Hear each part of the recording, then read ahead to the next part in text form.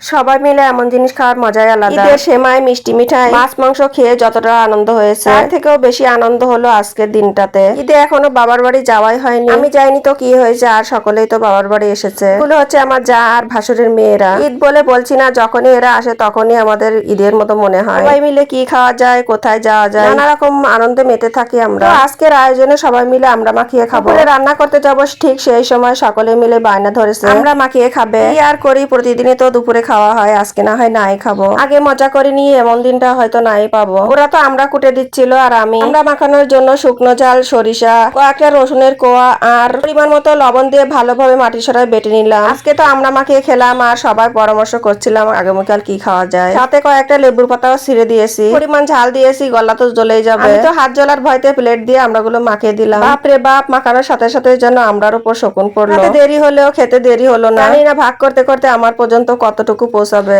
ভাগে না পৌঁছালে যতটুকু আনন্দ করেছি এতেই খাওয়া হয়ে গেল।